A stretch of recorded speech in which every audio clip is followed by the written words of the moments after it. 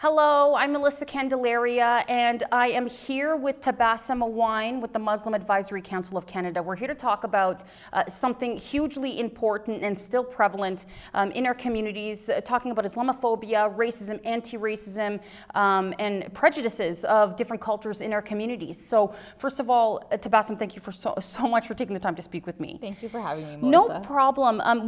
You and I have spoken before, albeit virtual. This is the first time we're in person, but I wanted to talk about, it seems like we've been talking about this forever. And I wanted to start things off before we get into our conversation today. Just a brief overview of those who may not know that are watching. What is the Muslim Advisory Council of Canada? Yeah, so the Muslim Advisory Council of Canada is a not-for-profit organization dedicated to empowering the Canadian Muslim diaspora and advocating for an equitable society. So really, we're focused in the Halton region, and we're the voice for Muslim representation, advocating to all levels of government. Before we existed, there was no organization doing that here in Halton, and it's a really extensive gap that we're filling.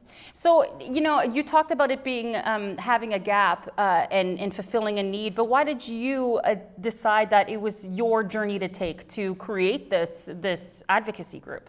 Yeah, in 2019, I was on Walla Chefs on Food Network Canada, and that was really the starting point of my journey. From there, I got involved in the federal election in Milton. That was before our organization existed.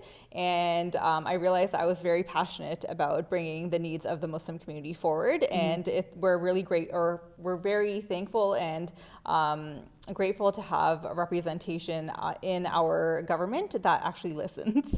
So I think it's very important that we keep going and we keep raising the issues important to all community members. Issues and also awareness in education, right? Because unfortunately, throughout media, over the years, there's always been the stigma attached to our Muslim communities, which is unfortunate. And, we all know that there's bad apples everywhere. So absolutely that does exist. But here at home, let's get into let's start things off with our Advocacy Day. You were at the Ledge for Advocacy Day. Can you talk about that experience and what that was like for you? Yeah, so I was honored and privileged to be one of the delegates at NCCM's Provincial Advocacy Day, and we were in support of our London Family Act. It's a very comprehensive piece of legislature, and there's I think there's 6 points in that legislature, for example, education reform and police accountability. So we're very supportive of this legislature, and we met with ministers and MPPs that day, and actually Minister Parmgill was there, and we advocated to him, and we had a great conversation. And we're really looking forward to having their support on this. This would be the first piece of legislation in regards to Islamophobia in Ontario. So let's back that up a bit, just for those. I mean, it's called that for a reason. So briefly, I mean, if you didn't hear about it, I don't know where you were in that day, but it was national, international news. Talk about where this legislation stemmed from, the birth of this legislation. Yeah, of course. So on June 6th, there were 4 family members taking a walk, and a man driving his pickup truck drove straight into them, killing them immediately, and they were visibly Muslim. So from that act, community members got together. We consulted with our communities.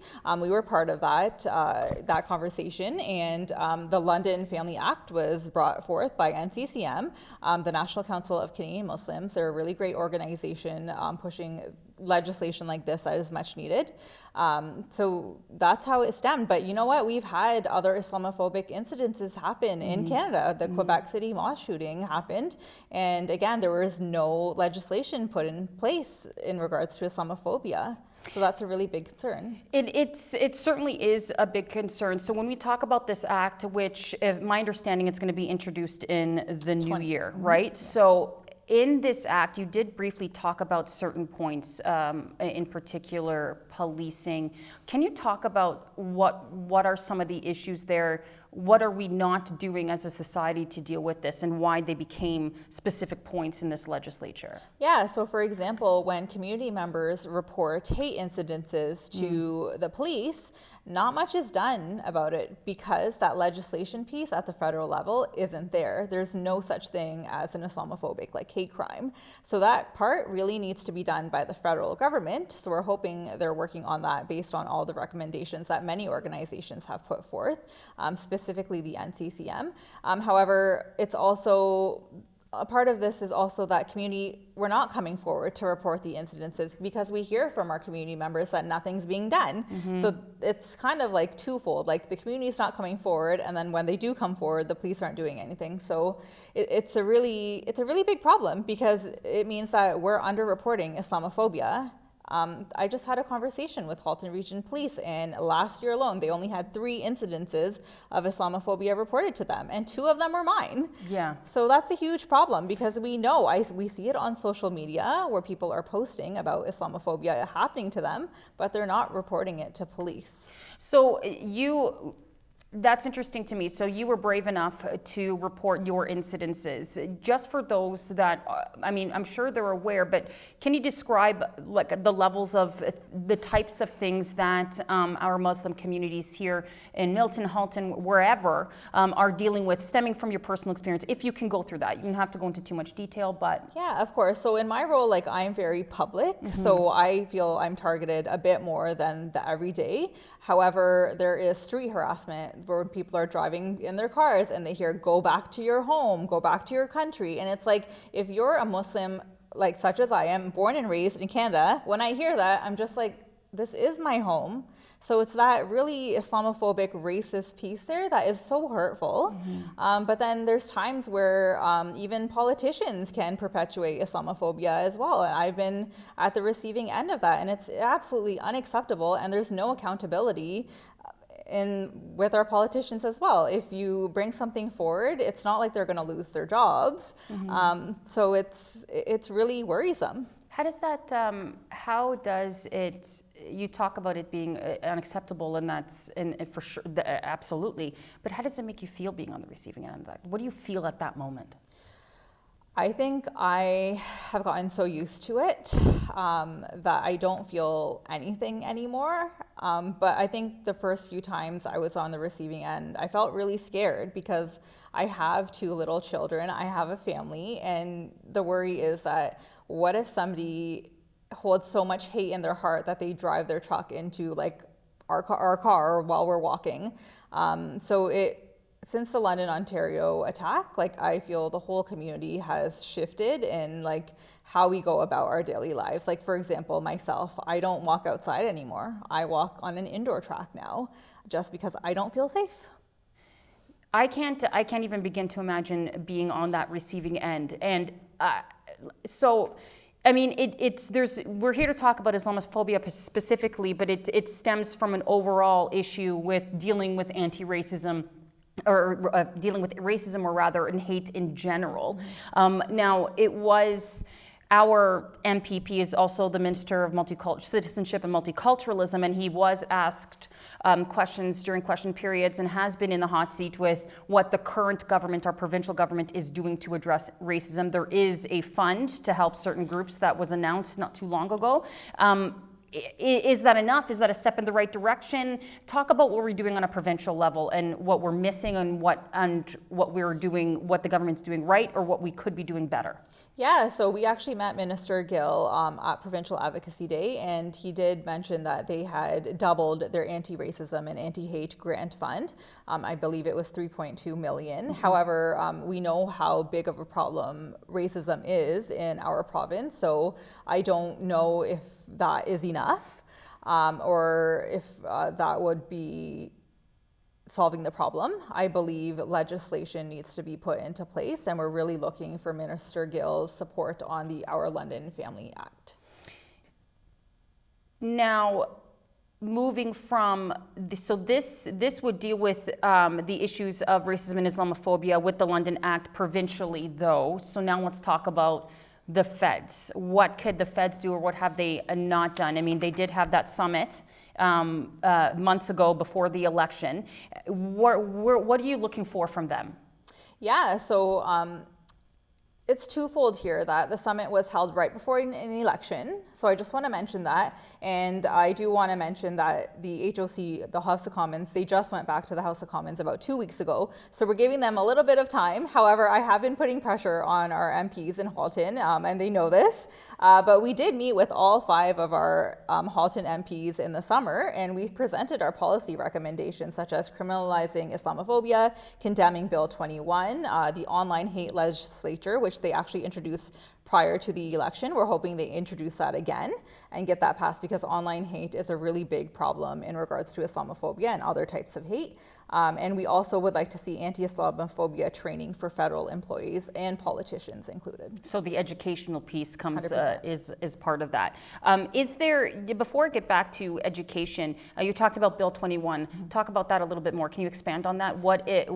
What we're trying to stop here? Yeah, so Bill 21 is a bill in Quebec, and they basically don't want people wearing hijabs, kippas, or turbans to work in certain sectors. And that's really discriminatory, because you're telling our faith groups that they can't wear their faith, religious garments, if they want to be a teacher or if they want to be a lawyer. And that's really problematic, because how can we discriminate against someone on what they're wearing? It just does not make sense. And we'd like to really see our political leaders, specifically our Prime Minister, Justin Trudeau, condemn this bill. And he really hasn't come out and done that.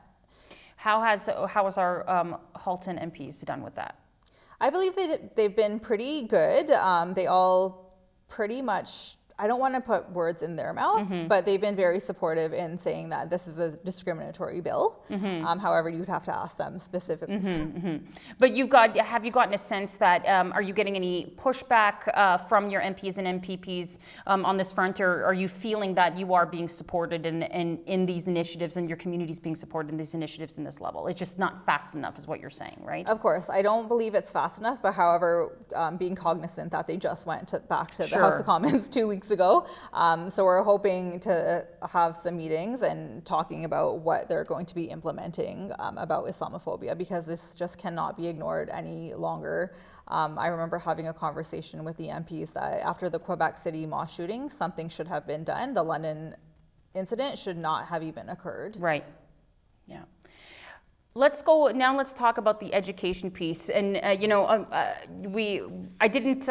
this just sprung on me now. I didn't actually brief you on this before we went to air, but what can we do on an educational level? Because obviously hate and racism, you're not born with it. You grow up in it. You're taught these misconceptions and really unfair and horrible ideologies when it comes to all sorts of people. So it definitely has to stem from an educational level. Is there something that the Advisory Council and yourself want to see in that front of what we're doing at the schools?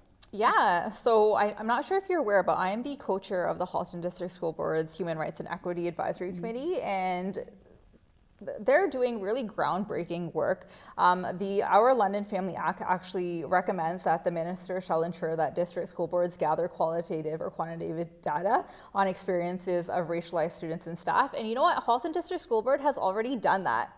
They've already taken that step, and they're compiling that information, and that will help our committee, along with the board, take substantial steps to anti-racism, to implementing resources and services for students that have faced racism. And I think that's a really huge step that they've undergone.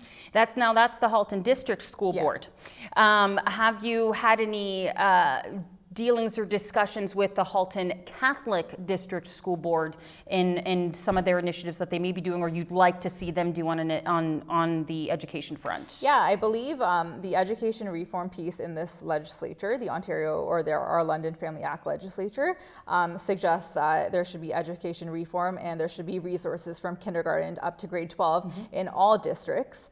So everyone learns about anti-racism, specifically about Islamophobia and how to be a better ally to Muslims. It's not specifically teaching people about Islam, but it's about expanding our minds and really learning about others. And I see it as this could be a step for other groups to come forward and be like, we'd like to see resources for our groups, like Jewish people. I think there should be resources available where everyone learns about the Holocaust, because we should not forget about that.